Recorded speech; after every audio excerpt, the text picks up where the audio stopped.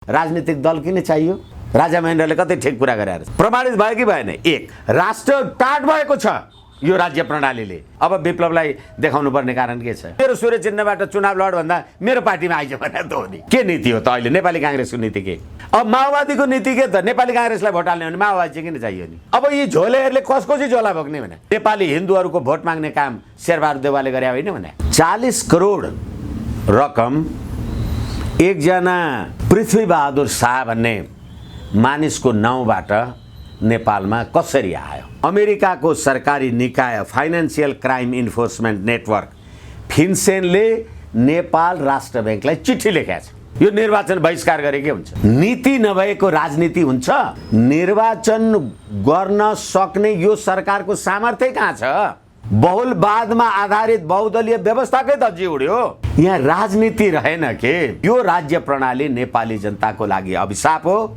यो निर्वाचनमा अथाह सम्पत्ति कहाँबाट आउने रहेछ? विष्णु सर स्वागत छ।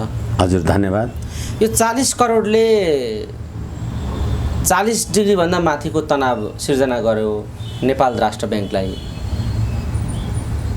यो किन यस्तो खालको भइराखेको छ? यो निलम्बन, गभर्नरको निलम्बन गर्ने सम्मको कुरा पनि यही 40 करोडको केस हो। यस्तै अन्य केसहरू पनि यसमा छन्। यो 40 करोड चाहिँ बाहिर देखिएको मात्रै हो। यस्ता करोड थुप्रै चलखेल भएको हुनाले गभर्नरमाथि कारबाही गरियो। यो नेताहरूको यो खालको कालो धन आयात निर्यातका कुराले गर्दा नै त्यसका लागि सहज भएनन् गभर्नर, त्यसकारण यो गरियो भन्ने पनि चर्चा छ।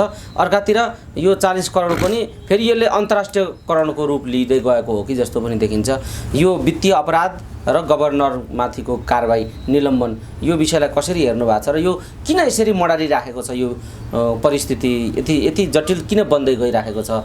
विष्णु सर के भन्न चाहनुहुन्छ? धन्यवाद। पहिलो कुरा त यो वर्तमान राज्य प्रणाली नै नेपाली जनताको इच्छा, आकांक्षा, ताकत, बल र साहसमा स्थापित भएको होइन र हामीले अहिलेको 40 करोडको प्रकरणमा हामी कुरा गर्न गरौँला, तर देशको सबैभन्दा ठुलो सर्वहाराको अधिनायकवाद मान्ने माओ सेतुङको विचारधारालाई, सी जिनपिङका विचारधारालाई आफ्नो आदर्श मान्ने सर्वहाराहरू जति यो देशमा सबैभन्दा बढी वैभवशाली छन्। अलेख सम्पत्ति र त्यो सेक्युरिटी प्रेस खरिदको 75 करोडको काण्ड होस्, ओम्नी घटना होस्, अथवा त्यतिखेरको सरकारले नारायणहिटी राजदरबार बतास जस्तो एउटा संस्थालाई व्यापारिक प्रयोजनको लागि दिने काम कारबाही गर्दाखेरि गरिसकेपछि अनि त्यतिखेरै 1816 को सुगौली सन्धिको सकल प्रति, सन् 1950 को नेपाल भारत मैत्री तथा शान्ति सन्धिको सकल प्रति रातो बाकस हराएको प्रश्न उठेको थियो। यसले गर्दाखेरि यो राज्य प्रणाली नै तस्करी तन्त्र, अन्तर्राष्ट्रिय अपराधी शक्तिहरूले सञ्चालन गरेको हो भन्ने कुरा देखिन्छ। यो कुरालाई हेर्दाखेरि अहिले गर्दै नेपालमा निर्वाचन घोषणा भएको छ। निर्वाचन हुन्छ कि हुँदैन अहिलेसम्म पनि त्यसको प्रमुख आयुक्त निर्वाचन पछाडि धकेलियो भने दुर्भाग्ययुक्त हुन्छ, दुर्भाग्यपूर्ण हुन्छ भनेर जे भनिराखेका छन्। मतपत्र हरियो छापो कि कालो छापो भन्ने कुरा आफ्ना ठाउँमा छन्। तर यही समयमा 40 करोड रकम एकजना पृथ्वीबहादुर शाह भन्ने मानिसको नाउँबाट नेपालमा कसरी आयो? के पृष्ठभूमिका मान्छे हुने नि? र यिनको काम कारबाही धन्दापात के हो? र एउटा कुनै व्यक्तिको यसरी सम्पत्ति आयो र पृथ्वीबहादुर शाहको त्यो वैध सम्पत्ति होला, अवैध सम्पत्ति होला, तर त्यो सम्पत्ति बारेमा छानबिनै गर्न राष्ट्र ब्याङ्कले नपाउने भन्ने यो सरकार कस्तो। त्यो राष्ट्र ब्याङ्कले छानबिन गरेको कारणले गर्दाखेरि राष्ट्र ब्याङ्कको गभर्नरलाई त पदमुक्त गर्ने अनि त्यहाँबाट अहिले तपाईले निलम्बन गर्ने अनि तपाईले त्यहाँबाट कसुर गरेको हो कि होइन भनेर एउटा कुनै कमिटी बनाउने अनि कसुर गरेको हो कि होइन भनेर तपाई छानबिनको लागि कमिटी चाहिँ गर्ने, तर कसुर गरे सरह तपाईले कारबाही गरेर जिम्मेवारीबाट हटाइदिने। फेरि के भन्ने, यस्ता विषयहरू छानबिन गर्ने हाम्रो यो मनी लाउन्ड्रिङका संस्थाहरूले छानबिन गरिराखेका छौँ, यसको बारेमा हामी निष्कर्षमा पुग्नै बाँकी छ भन्दा भन्दै तपाईले राष्ट्र ब्याङ्कका कर्मचारी राष्ट्र ब्याङ्कको नेतृत्वबाट त्यसको गभर्नरलाई हटाउनुहुन्छ मन्त्रीको बलमा भनेदेखि र त्यो सम्पत्ति अमेरिकाबाट अवैध रूपमा निकास गरिएको सम्पत्ति हो, त्यो हाम्रो देशलाई फिर्ता गर्नुपर्छ भनेर अमेरिकाको सरकारी निकाय फाइनेन्सियल क्राइम इन्फोर्समेन्ट नेटवर्क फिन्सेनले नेपाल राष्ट्र ब्याङ्कलाई चिठी लेखेको छ। अनि हिजो त्यही एमसीसी को बलमा, त्यही अमेरिकाको बलमा एमसीसी पास गरेर अहिले राष्ट्रघात गर्नुभएको छ कि राष्ट्रवाद गर्नुभएको छ, यसको नतिजा परिणति देखिँदै जाला। अझै पनि एमसीसी प्रारम्भ गर्नका लागि वैधानिक प्रारम्भ गर्न वर्ष डेढ वर्ष लाग्छ भनेर जे भनिँदैछ, फेरि त्यसको पार्टमा जहाँ जाउँला। तर अहिले जुन देशको दबाव र प्रभावका कारण तपाईले एमसीसी पास गर्नुभयो, अहिले त्यही देशबाट 40 करोड नेपाली रुपियाँ 40 करोड नेपाली रुपियाँ बराबरको डलर अमेरिकालाई फिर्ता पठाऊ भनेर भनिराखेको अवस्थामा तपाईले राष्ट्र ब्याङ्कको गभर्नरलाई निलम्बन गरेर त अमेरिकाले त्यो अपराध कर्मद्वारा सङ्कलन गरिएको हो भन्ने पैसालाई त हो रहेछ भन्ने कुरा त तपाईले प्रमाणित गर्नुभयो नि, होइन भने राष्ट्र ब्याङ्कको गभर्नरलाई किन कारबाही गर्नु। फेरि अर्को कुरा,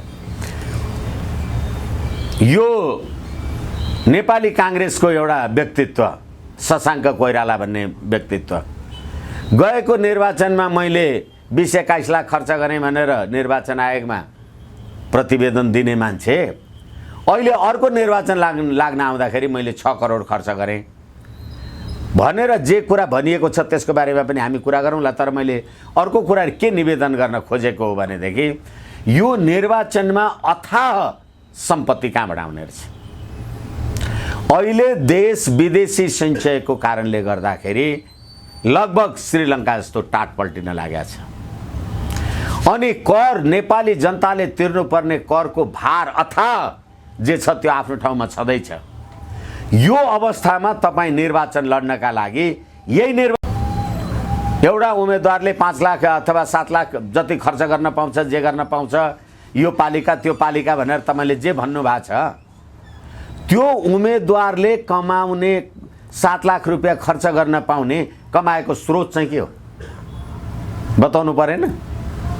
र तपाईले उम्मेदवारले 5 लाख 7 लाख खर्च गर्न पाउँछ भनेर भन्नुभयो भनेदेखि त्यो सम्पत्तिको स्रोत राष्ट्रलाई बताउनु पर्छ कि पर्दैन, एक। र अर्को कुरा के हो भनेदेखि त्यो 7 लाख 10 लाख नभएको मान्छे रहेछ भने त त्यो त उम्मेदवार हुनै नसक्ने पनि पैसा। अनि नेपाली जनताले आफ्नो प्रतिनिधि कसरी पाउने, किनभने ओ दीपक मनाङे जस्ता प्रतिनिधिहरू। अनि अहिले जनार्दन शर्मा भन्ने मान्छे, हालाकि एउटा भूतपूर्व प्रधानमन्त्री भइसकेको राष्ट्रको एउटा प्रमुख राजनीतिक दलको रूपमा स्थापित भइसकेको पार्टीको अध्यक्षले त्यस्ता शब्दावली प्रयोग गर्न मिल्छ कि मिल्दैन के मुखमा भुत्ला र कोनी के गालामा चिप्ला कोनी के भन्ने छन् नि।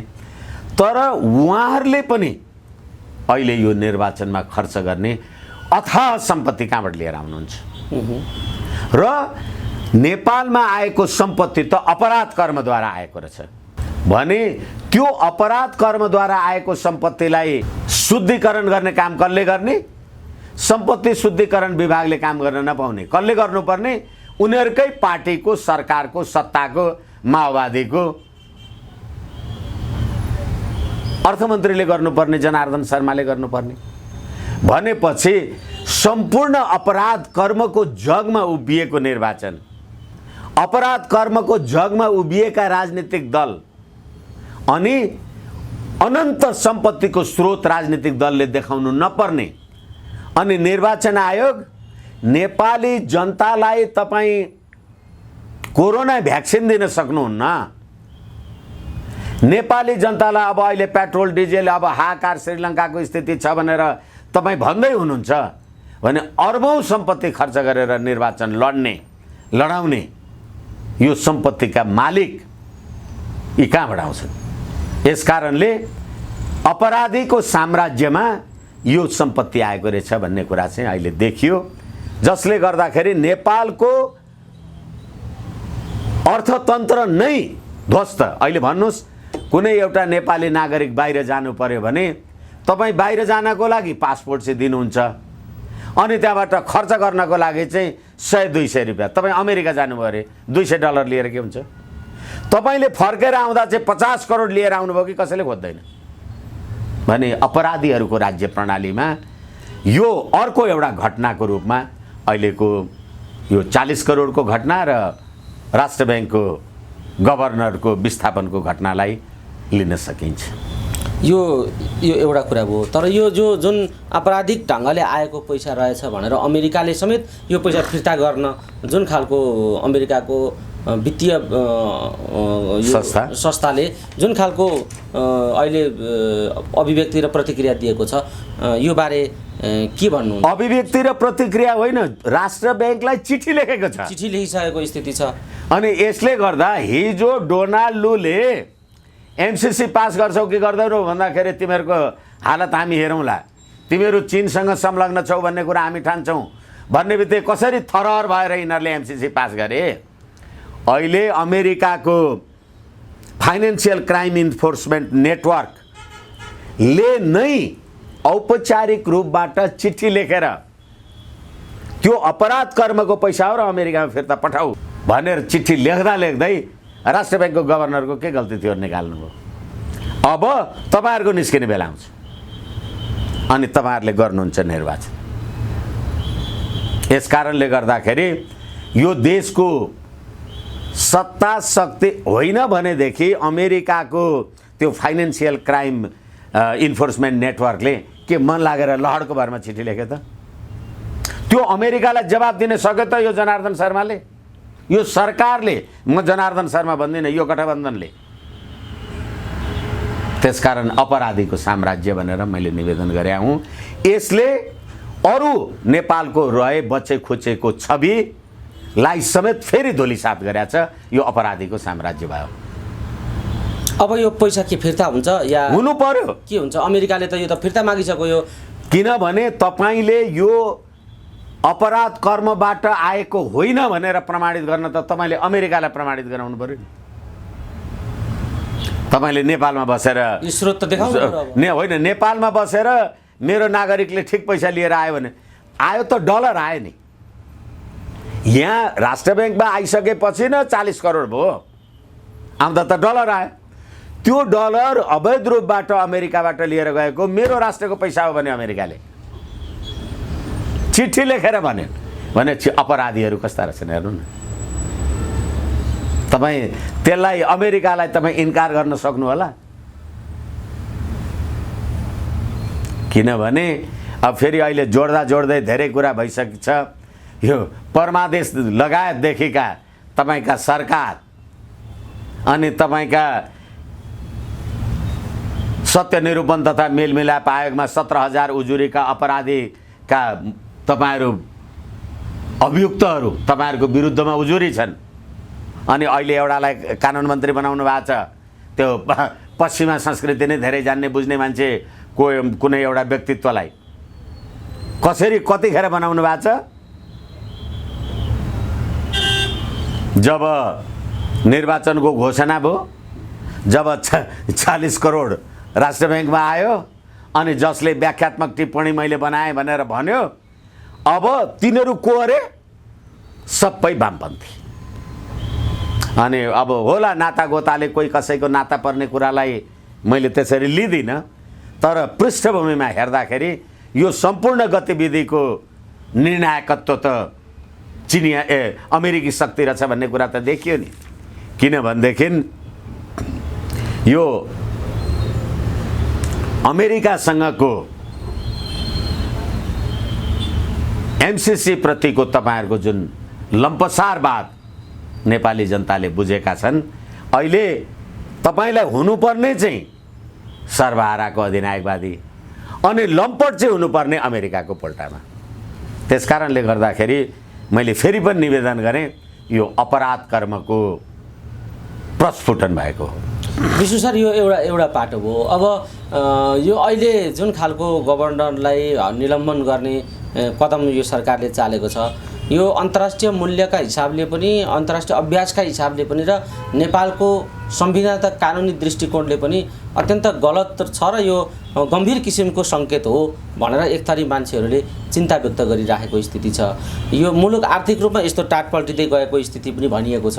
यही बेला गभर्नरलाई चलाउने काम पनि गरिएको छ भनेपछि यो कस्तो खालको एक्सन हो र यसले अन्तर्राष्ट्रिय रूपमा, राष्ट्रिय रूपमा कस्तो खालको सन्देश? यसलाई अब ठिकै छ, अर्थविज्ञहरूले जे बुझ्नु भएको छ त्यस विषयका ज्ञाताहरूले निवेदन गर्नुहोला अथवा प्रश्न पार्नुहोला नेपाली जनतालाई।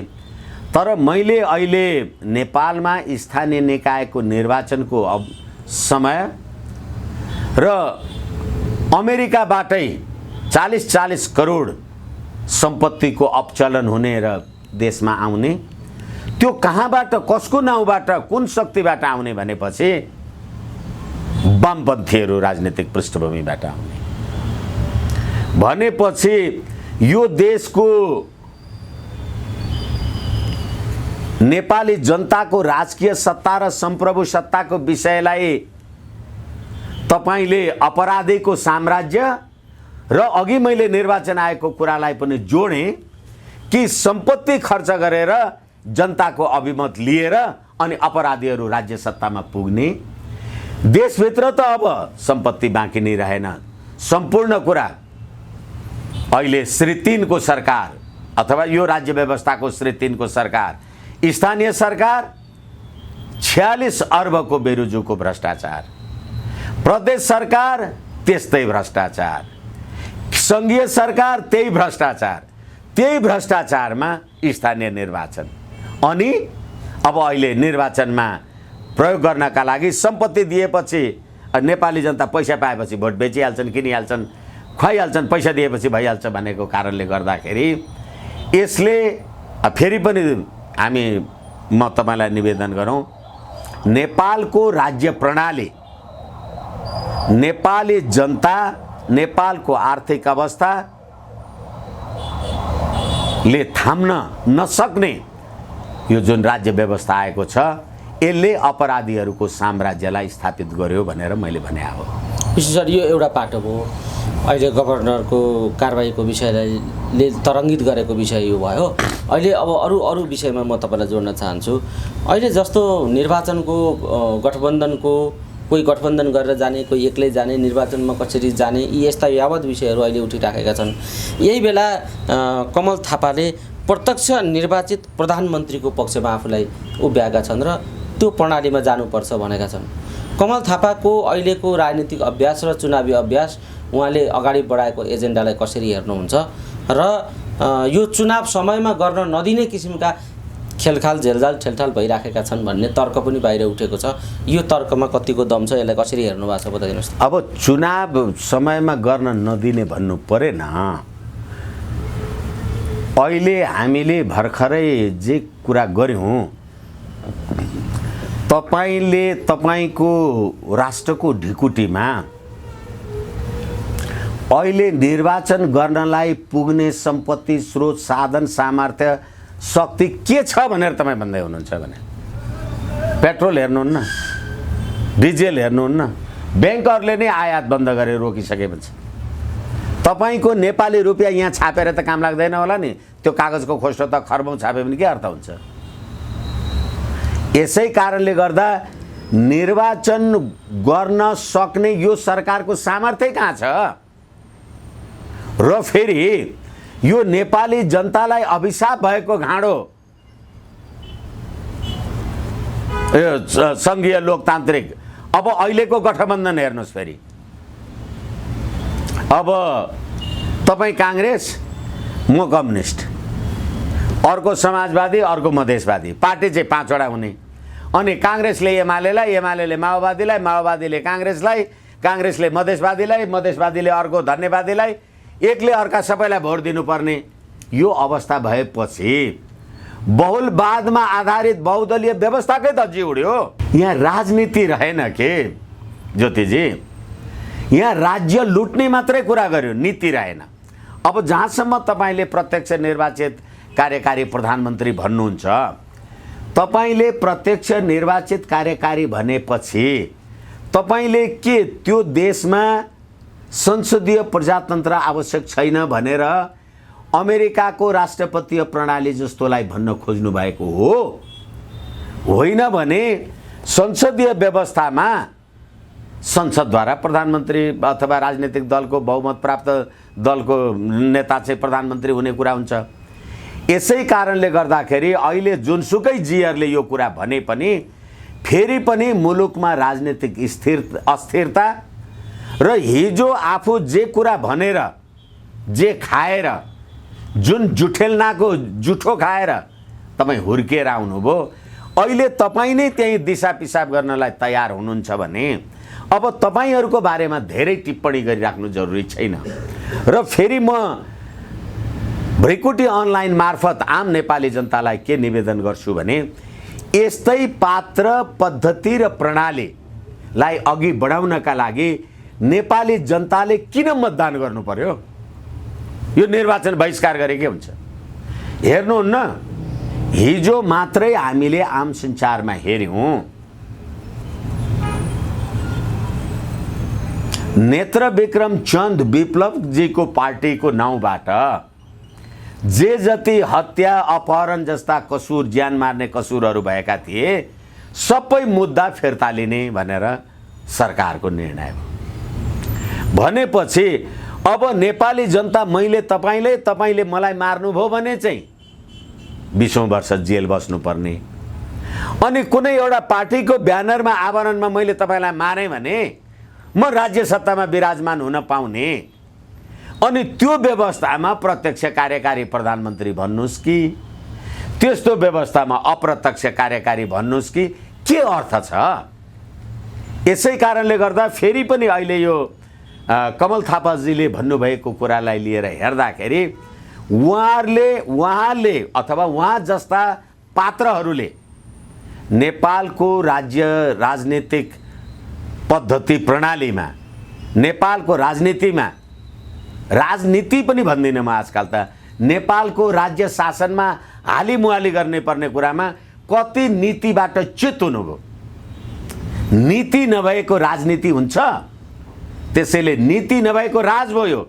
जसरी हो सत्तामा पुग्नुस् र लुट्नुस्, तेरो टाउको काटेरले मेरो झोलामा लैजा, तेरो झोलामा ले, उसको झोलामा खा भन्ने खालका मान्छे जब निर्वाचनमा नेपाली जनताले तिनीहरूलाई भोट दिनुपर्छ भने नीति कहाँ रह्यो?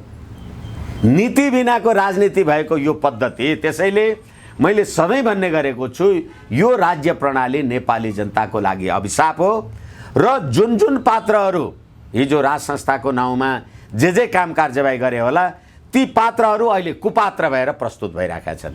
यो प्रत्यक्ष निर्वाचित प्रधानमन्त्री भन्ने कुराको कुनै तुक छैन, कुनै अर्थ छैन। विशेष सर, हामी कुराकानीको अन्तिम चरणमा छौँ। जसरी माओवादी काङ्ग्रेससँगको यो गठबन्धनको जुन खालको अहिले चुनावी अभ्यास पनि गर्ने भन्ने कुरा भइरहेको छ, जसरी सरकार बनेको छ त्यसरी नै गठबन्धन नै चुनावमा जाने भन्ने कुरा जो अगाडि आएको छ, यसमा भरतपुरको विषय धेरै ठुलो मुद्दा बन्यो। किन यो गठबन्धनलाई नै धक्का लाग्ने गरी भरतपुरको छलफल चलिराखेको छ? काङ्ग्रेसले छोड्ने, माओवादीलाई भरतपुर दिने भन्ने देउबाजी त्यो निष्कर्षमा पुगे भन्ने पनि आइरहेको छ। अहिले होइन यस्तो भन्ने पनि आइरहेको छ। समग्र राजनीतिको एउटा गन्जागोलभित्र भरतपुर चर्चामा छ। कारण के हो? होइन, अब मैले तपाईँलाई नीतिगत कुरा भने, हामी जब नीतिमै यिनीहरूले त अहिले यो गठबन्धन अथवा अहिलेको यो आफूलाई लोकतान्त्रिक गणतन्त्र भन्नेहरूले त तत्कालीन श्री 5 महाराजधिराज महेन्द्र वीर विक्रम शाहदेवलाई आफ्नो राज्य सञ्चालनको आदर्श पुरुष माने हुन्छ। किनभने राजा महेन्द्रले त दलविहीन पञ्चायती व्यवस्था लागू हुँदाखेरि ल दलीय व्यवस्था नभएको मुलुक त त्यो त निरङ्कुश हुन्छ भन्ने यी व्यक्तिहरू अब अहिले काङ्ग्रेसले एमालेलाई भोट दिनुपर्ने, एमालेले माओवादीलाई, माओवादीले काङ्ग्रेसलाई, अनि भरतपुरमा म खाने, रामपुरमा त खाने, श्यामपुरमा अर्को खाने राजनीतिक दल किन चाहियो? राजा महेन्द्रले कतै ठिक कुरा गरे प्रमाणित भयो कि भएन? एक। अब फेरि भरतपुरवाला जे प्रश्न गरिराखेको छ, हामी सिद्धान्तमा कुरा गरौँ न। तपाईँले घरमा कुकुर पाल्नु भएको छ भने त्यो कुकुर आँगनमा बसिया छ कि कौसेमा बसेर भुकेको छ कि अथवा तपाईँ डोहोर्याएर बाटोमा केही हिँड्दै हुन्छ, के अर्थ भयो भरतपुर र रामपुर अथवा भद्रपुर र महेन्द्रनगर? त्यहाँ त खाने कि म खाने, लुट्ने कि म लुट्ने भने त हो नि। सिद्धान्तका कुरा गरौँ न। होइन, सिद्धान्तको कुरा। यसैले नेपालको राजनीतिमा बहुदलीयता पनि रहेन, बहुलवादको त कुरै छोडिदिनुहोस्। विष्णु सर, यो एउटा पाटो, यो विकृत ढङ्गले यो छलफल आइराखेको हुनाले मैले तपाईँलाई यो सोधेको थिएँ। हजुर। अर्को पाटो यहाँ के आइराखेको छ भने विप्लव नेकपालाई शिखण्डीको रूपमा प्रयोग गरेर चुनाव नगराउने प्रपञ्चमा चाहिँ यो गठबन्धन सरकार लागेको छ भन्ने अहिले चर्चा आएको छ। यता ओलीले फेरि सूर्य चिन्हबाट चुनाव लड्न विप्लवलाई सुझाव दिएका छन्, विप्लवलाई अपिल पनि गरेका छन्। अब यो विप्लवको पार्टीलाई देखाएर दुईतिरै यो एक खालको होडबाजी जस्तो, प्रतिस्पर्धा जस्तो विप्लवलाई आफूतिर केन्द्रित गर्ने कुरामा बढी माओवादी यो गठबन्धन र एमाले केन्द्रित भएको जस्तो छनक बाहिर आएको छ। के भन्नुहुन्छ यो विषयमा? यो मैले अहिले प्रश्न मात्रै नयाँ मैले लाग्छ यसमा हामीले सम्बोधन गरिसक्यौँ। तपाईँलाई अहिले मुलुकको राष्ट्रिय अर्थतन्त्र तबाह भएको र मुलुक चलाउनलाई 3 महिना 4 महिनाको सम्म पनि सञ्चित राष्ट्र ब्याङ्कमा छ कि छैन भन्ने कुरा यत्रो चर्चा अर्थविदहरूबाट भएको, राष्ट्र ब्याङ्कको गभर्नरको त्यो बुरी हाल भएको, 40 करोडको घटनावाला हामीले कुरा गरिसक्यौँ कि अमेरिकाको त्यो क्राइम इन्फोर्समेन्ट म्यानेजमेन्ट उसले चाहिँ यो अमेरिकी पैसा फिर्ता गर भनेको। यो अवस्थामा तपाईँले स्थानीय निकायको पदावधि त पुग्यो, निर्वाचन त गर्नु थियो, तर कुन सम्पत्तिले निर्वाचन गर्नुहुन्छ? एक। र भर्खरै निर्वाचन खर्चको बारेमा हामीले कुरा गऱ्यौँ। त्यो निर्वाचन गर्न अहिले 753वटा स्थानीय निकाय छन्। 753वटा स्थानीय निकायमा एउटा उम्मेदवारले 5 लाख खर्च गर्न पाउँछ भनेर निर्वाचन आयोगले भन्यो अरे। भनेदेखि 753वटा निकायका वडा सदस्य, वडा अध्यक्ष, नगर प्रमुख र उपप्रमुख समेत 8000 निर्वाचन मान्छेहरू निर्वाचन लड्छन् भने तपाईँ 7 लाखले जोड्नुहोस् त त्यो पैसा कहाँबाट आउँछ? यसै कारणले गर्दाखेरि राष्ट्र टाट भएको छ यो राज्य प्रणालीले। यो सङ्घीयता नेपाल जस्तो अर्थव्यवस्था भएको मुलुकले थाम्न सक्दैन। जस्तो युगान्डा र क्यामरुन जस्ता देशहरू सङ्घीयताबाट फर्केर एकात्मक राज्य प्रणालीमा गए। अब भर्खरै यो तपाईँले निर्वाचन, मलाई लाग्छ निर्वाचन हुँदैन। यदि भयो भने 6 महिना 8 महिना नपुगिकन तपाईँले फेरि प्रदेशको र सङ्घको निर्वाचन गर्नुपर्छ। कहाँको सम्पत्ति आउँछ? र अहिले तपाईँको 41 करोड रुपियाँ तपाईँले जुन देशभित्र लिएर आएँ भन्नुभएको छ, यो देशको अर्थमन्त्रीले त्यो छोड भनेको छ, अमेरिकाले यो अपराधको मेरो देशको सम्पत्ति हो। कहाँबाट? नेपाली जनताको कुन काम कमाई, उद्योग धन्दा, फ्याक्ट्री, कल कारखानाबाट तपाईँ यो चलाउनुहुन्छ? यसै कारणले गर्दा विप्लवलाई देखाएर निर्वाचन गर्ने नगर्ने होइन, विप्लवको त मुद्दा फिर्ता लिँदैछु भनिहाल्यो नि। अब विप्लवलाई देखाउनु पर्ने कारण के छ? केपी शर्मा ओलीले सूर्य चिन्हबाट चुनाव लड्यो त म सूर्य चिन्हको पार्टीको अध्यक्ष हुँ भने मैले त तपाईँलाई मेरो सूर्य चिन्हबाट चुनाव लड भन्दा मेरो पार्टीमा आइज भने त हो नि। त्यो कुन ठुलो कुरा भयो र? तर के हो भनेदेखि यो राज रह्यो, राजनीति रहेन। यसैले बहुदलीयता पनि रहेन। यो गठबन्धनवाला कुरा हेर्नुहोस्। अब फेरि बहुलवाद भन्ने कुरा त छाडी नै दिउँ, किनभने सर्वहाराको अधिनायकवाद मान्छु भन्ने राजनीतिक सिद्धान्त बोकेको उम्मेदवारलाई पुँजीवाद र संसदीय व्यवस्था मान्छु भन्ने मान्छेले भोट हाल्नु परेपछि अब राजनीतिक सिद्धान्त, आदर्श, दर्शन कहाँ रह्यो? त्यो नरहँदै पनि किन निर्वाचन गर्ने अथवा सरकार बन्ने भनेको राज गर्ने, लुट्ने नीति चाहिए न राज्यको। के नीति हो त अहिले नेपाली कांग्रेसको नीति? के नेपाली कांग्रेस माओवादीलाई भोट हाल्ने हो भने किन पार्टी चाहियो? अब माओवादीको नीति के त? नेपाली कांग्रेसलाई भोट हाल्ने हो भने माओवादी चाहिँ किन चाहियो नि? छ कुनै पार्टीको औचित्य देख्नुभयो? अनि नेपाली जनताले यो पार्टी म फल्ना पार्टीको क्याडर हुँ, म फल्ना पार्टीको क्याडर हुँ भनेर एक थरी अथवा मान्छेहरू भन्ने गर्छन् नि पार्टीका कार्यकर्ताहरूलाई। सबै मान्छेहरू पार्टीका झोले भए कामै लाग्दैन। अब यी झोलेहरूले कसको चाहिँ झोला बोक्ने भने? एमालेकाले माओवादीको झोला बोके पनि भयो, माओवादीकाले काङ्ग्रेसको झोला बोके पनि भयो, काङ्ग्रेसकाले माओवादीको झोला बोके, पार्टी किन्छ? यो त बोकिआएको देखिन्छ नि। हो, यसै कारणले गर्दाखेरि जब तपाईँले अहिले गठबन्धनको नाउँबाट राज्य लुट मात्रै गर्ने पाखण्डपनको सीमा हेर्नुहोस् न। अहिले भर्खरै गएको सोमबार मलाई लाग्छ एक थरी महिलाहरूले प्रेस मिट गर्नुभयो। हामी चाहिँ माओवादीद्वारा पनि बलात्कृत भयौँ, नेपाली सेनाद्वारा पनि बलात्कृत भयौँ भनेर हामीलाई बलात्कार गरियो भनेर प्रेस मिट भयो। यो त तपाईँहरूले हेर्नु भएको छ। तर त्यो ती नारीहरूले आफू बलात्कृत भएको कुराको प्रेस मिट गर्ने बित्तिकै याद गर्नुभयो। त्यसको पर्सिपल्ट यौन अपराध नियन्त्रणको लागि किन ल्याउनु भयो? हिसाब गर्नु पर्यो। किनभने निर्वाचन आउँदैछ। हिजो क्यान्टोनमेन्टको नाउँमा, जेसुकैको नाउँमा ती महिलाहरूलाई बलात्कार गर्ने त माओवादी म सत्तामा छु, अनि म सत्तामा हुँदाहुँदै ल हत्या हिंसा नियन्त्रणको लागि त यो के अरे यौन हिंसा नियन्त्रणको लागि त मैले कानुन पो बनाएको छु त मलाई भोट देऊ भन्नका लागि अध्यादेश लिएर हेर्नुहोस् अपराधको सीमा। त्यति मात्रै होइन, यो देशको प्रधानमन्त्री भर्खरै भारत गएर आउनुभयो। भारत जाँदा उहाँ कहाँ जानुभयो? नरेन्द्र मोदीजीको पार्टी अफिसमा जानुभयो, सरकारमा होइन। भारतको कट्टर हिन्दू राष्ट्रवादी पार्टीमा जानुभयो। त्यसै गरेर काशी विश्वनाथ दर्शन गर्न जानुभयो। नेपालमा निर्वाचन घोषणा भएको छ। 2078 को जनगणनाले अहिले पनि 93% ओमकार परिवार रहेछन्। अब आफू धर्मनिरपेक्ष देशको प्रधानमन्त्री हुने अनि हिन्दुत्वको देवी देवताको पूजा गरेर म त हिन्दूवादी हुँ भनेर ती नेपाली हिन्दूहरूको भोट माग्ने काम शेरबहादुर देउवाले गरे होइन भने। अनि धर्म भनेको अफिम हो भन्ने कम्युनिस्टहरू त्यही काङ्ग्रेससँग गठबन्धन गरेर निर्वाचनमा लड सिद्धान्त मागिरह्यो। नीति, नैतिकता, पात्र, पद्धति, प्रणाली, अपराध, हत्या, लुट भन्दा बाहेक के देख्नुहुन्छ र तपाईँ? फेरि पनि म दोहोऱ्याएर निवेदन गर्दैछु, अर्बौं 8000 उम्मेदवारहरूले खर्च 8000 त निर्वाचित हुन्छन्। 753 स्थानीय निकायका वडा सदस्य, वडा अध्यक्ष, प्रमुख र उपप्रमुख गरेर, अनि तिनीहरूका कार्यकर्ता, अनि एउटामा त 4 वटा उम्मेदवार होला, 3 वटा उम्मेदवार होला भनेपछि 24000 उम्मेदवार होला। तिनीहरूलाई खर्च गर्ने पैसा कहाँबाट आउँछ? ल, निर्वाचन आयोगले भनेको 7 लाख चाहिँ कहाँबाट आउँछ त पैसा? अनि विप्लवलाई देखाएर निर्वाचन भाँडियो भन्नु परेन?